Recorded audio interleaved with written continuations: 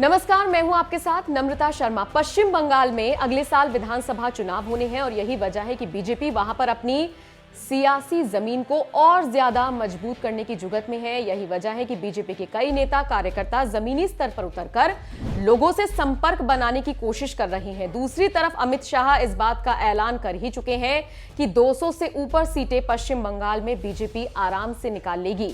अमित शाह ने यह भी कहा था कि भले ही लोग अब हमारी बात पर हंस रहे हों, लेकिन फिर ये उसी तरीके का कुछ चीज निकलकर सामने आएगी जैसे कि लोकसभा चुनावों में निकलकर सामने आई थी। हमने दावा किया था कि हम 22 सीटें निकाल लेंगे, लेकिन 18 निकालने में तो हम कामयाब हुए ही थे। शायद यही वजह है कि बीजेपी पश्चिम बंगाल के विधानसभा चुनावों में इस बार पहले से ही बहुत ज्यादा आश्वस्त होती हुई नजर आ रही है और कहीं भी कोई भी चूक ना हो, कोई भी कमी ना हो, इसी वजह से ग्राउंड लेवल पर बहुत ज्यादा काम किया जा रहा है। अब जाहिर सी बात है, बीजेपी जिस तरीके से काम कर रही है, लोगों के बीच अपनी पैठ बना रही है, टीएमसी उससे बौखलाई हुई है। ममता बनर्जी बहुत ज्यादा बौखलाहट में है और उनकी जो ये इनसिक्योरिटी है, ये उनकी जो बयानबाजी है उसमें साफ तौर पर दिख रही है। देखिए, सबसे पहले तो वो बार बार ये कहती नजर आ रही है, सिर्फ वही नहीं, टीएमसी के कई नेता कह रहे हैं कि बीजेपी के नेता कह रहे हैं कि हम गुजरात मॉडल पर पश्चिम बंगाल में काम करेंगे। तो वो बार बार इस तरफ ध्यान डाल रही हैं कि हम नहीं चाहते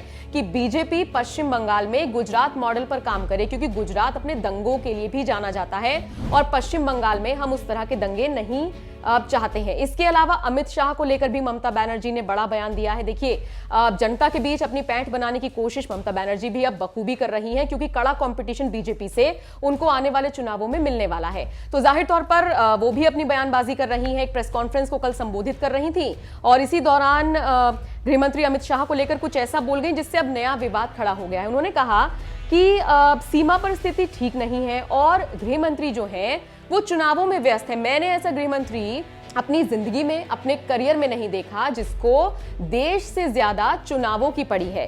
तो एक ये बड़ा बयान अमित शाह को लेकर ममता बनर्जी ने दिया है। इसके अलावा उन्होंने ये भी कहा कि बंगाल में बाहरी लोगों की कोई जगह नहीं है। जो लोग सिर्फ चुनावों के दौरान यहां पर आकर अपनी शक्ल दिखा रहे हैं या फिर राज्य की शांति को भंग करने की कोशिश कर रहे हैं, उनका कोई स्वागत नहीं है और हम ऐसा किसी भी कीमत पर नहीं होने देंगे। इसके अलावा ममता बनर्जी ने यह भी कहा कि बीजेपी कह रही है कि वो पश्चिम बंगाल को दूसरे राज्यों की तरह जहां पर उनकी सरकारें हैं उस मॉडल के तर्ज पर वहां पर विकास करेंगे। हमें पता है बीजेपी ने कितना विकास किया है और कितना नहीं। तो ये कुछ ऐसे मुद्दे हैं जिनको ममता बनर्जी भुना रही हैं, जो थोड़े बहुत भी एक आधा पॉइंट वो उठाना चाह रही हैं बीजेपी के खिलाफ, वो उठाने की कोशिश कर रही हैं। जो जनता है वहां की, उसको लुभाने की कोशिश कर रही है। लेकिन देखना होगा आने वाले वक्त में ममता बनर्जी जिस तरीके के दावे कर रही हैं या फिर बीजेपी जिस तरीके की बात कह रही है, किसके दावों में सबसे ज्यादा दम दिखाई देता है और किसके दावे खोखले साबित होते हैं। क्या लगता है आपको, बीजेपी जो दावा कर रही है वो कितना सही साबित होने वाला है आने वाले विधानसभा चुनावों में? ये हमें कमेंट करके जरूर बताइएगा।